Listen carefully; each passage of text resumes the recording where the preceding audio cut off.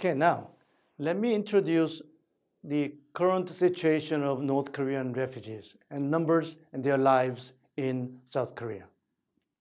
If we look at the statistics of North Korean refugees coming to the South Korean soil, we could see the declining trend,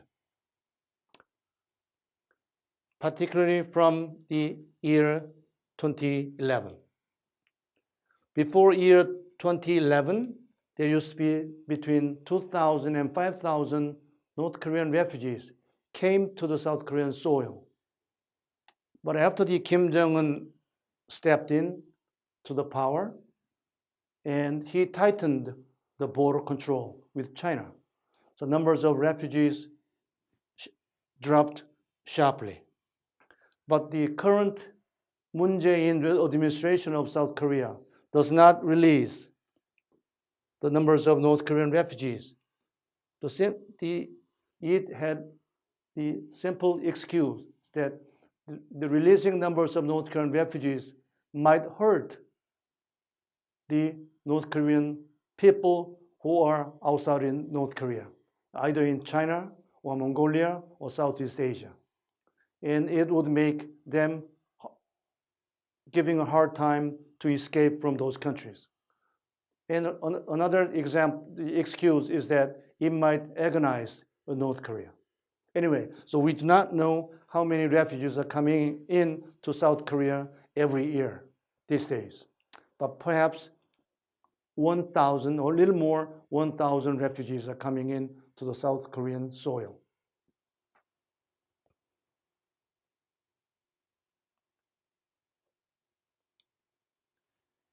And this map shows the typical North Korean refugee routes from North Korea to South Korea. Majority of North Koreans flee to China and had a long trip to Kunming of southern city of China. And from there, they go to either Vietnam or Thailand or Myanmar. And they all go to Bangkok. And from Bangkok, they take planes to South Korea. Or some of them go to Mongolia, the capital city, Ulaanbaatar. And from there, they come to South Korea. Why is that? Why they don't come from China to South Korea directly? Because the current Chinese government do not acknowledge the North Koreans in China the status of refugee. So whenever the Chinese police arrest the North Korean people in China, Chinese government returns North Koreans to North Korea. And these people is put to the prison camps, either prisons or labor camps. So our government and many international organizations, including the United Nations and Amnesty International, are asking the Chinese government to recognize North Koreans who are staying in China and giving them a status of refugee. And then they could come from China to South Korea directly. But Chinese government kept saying no. That's why they're having really hard time taking the tour routes from China to other countries and come to Korea. And still, there are about more than 10,000 people are known to stay in China, and some of them are sold as slaves to the Chinese family, or they were kidnapped or used as trafficking of as sex slaves.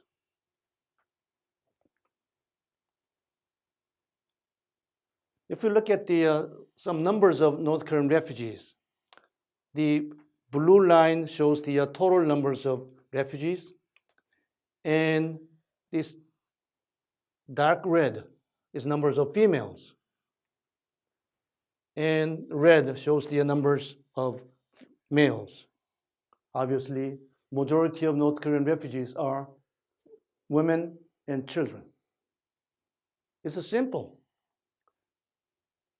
China does not recognize the refugee status for North Koreans in China, and it is easier for females to hide their status or to get a job in restaurants and other service areas. So North Korean men are having a hard time in China hiding themselves or getting jobs to make money. That's why more females from North Korea are coming into South Korea.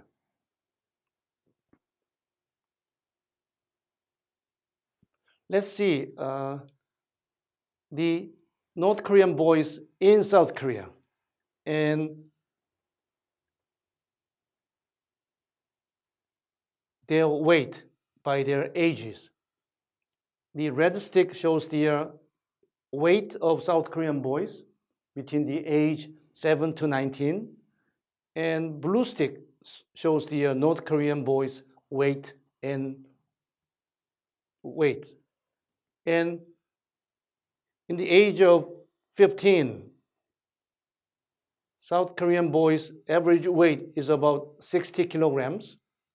North Korea is about 50 kilograms, 10 kilograms lighter than South Korean boys.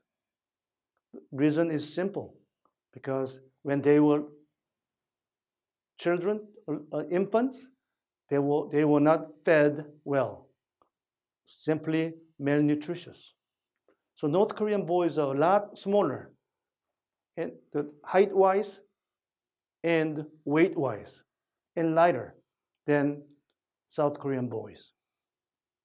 I told you I've been to Kaesong Industrial Complex and Mount Kumgang tour and Kaesong City tour. And I saw the average height of North Korean people are very short. Even the average height of North Korean soldiers are the almost same as the height of the middle school boys in South Korea. They were short and light compared to the South Korean boys. And 22,000 North Korean refugees were asked, are you satisfied with the life in South Korea? And a little over 73% people said, yes, I like it here. And 23% said, well, it's okay, so-so. And 3.7% of people said, no, I don't like it. A few out of these fled back to North Korea, because since they came into Korea, they received the Korean citizenship. And with the Korean citizenship, they visit China whenever they want to. So they go to China, and they sneak into North Korea from the Chinese-North Korean border. A few people went back to North Korea.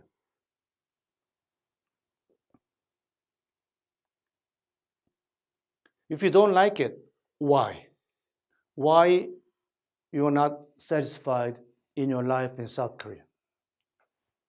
The majority of people said separation from their family members in North Korea.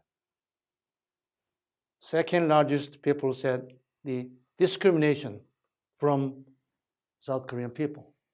Because in South Korea, we could tell North Korean people right away, because they have a peculiar North Korean dialects.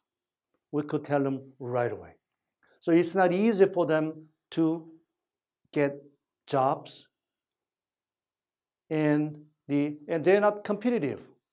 They don't, and in the language-wise and the education-wise.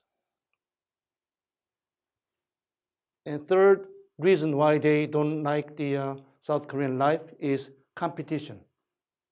This competition in South Korea is extremely high. Obviously, North Korea has a socialist system. Within the socialist system, people have 100% of the people are having employment. Once you are kicked out from your work, you take a rest for 6 months, Still, you receive money from the government. After 6 months, government will find a job for you. So not much competition in North Korean system. Economic hardship. They don't get it's not easy for them to get a job, and they get paid lesser than South Koreans. Adaptation, South Korean culture, and others.